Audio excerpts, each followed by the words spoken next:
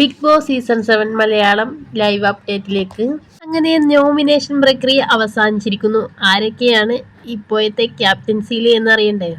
എന്തായാലും ഇപ്രാവശ്യത്തെ നോമിനേഷനിലും groupism പ്രകടമായിട്ടുണ്ട്. Groupism ഉണ്ടെങ്കിലും ഗെയിമാണല്ലോ, അത് അങ്ങനെ തന്നെ ആയിരിക്കും എന്ന് നമുക്ക് പ്രതീക്ഷിക്കാം.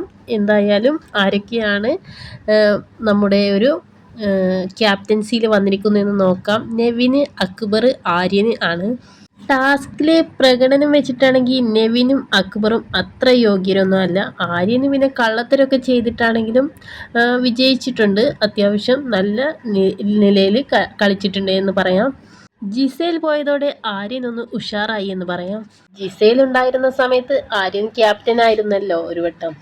അന്ന് തന്നെ ആര്യൻ്റെ ആ ഒരു ക്യാപ്റ്റൻസി എല്ലാവർക്കും വെറുത്തതാണ്. എന്തായാലും ഇനി അങ്ങോട്ട് എങ്ങനെയാ നമുക്ക് കാണാം. നെവിനും അക്ബറും ക്യാപ്റ്റൻ ആയിട്ടില്ല, അതുകൊണ്ട് തന്നെ അവർക്കും ആകാൻ യോഗ്യതയൊന്നുമില്ലെങ്കിലും ഇതുവരെ ആയിട്ടില്ലല്ലോ, എങ്ങനെയെന്ന് കാണാം. അക്ബർ കഴിവുള്ള ആൾ തന്നെയാണ്. അപ്പോൾ അക്ബർ എങ്ങനെ മുന്നോട്ട് പോവും എന്ന് നമുക്ക് ഈ ഒരു ക്യാപ്റ്റൻസിയിൽ അറിയാം.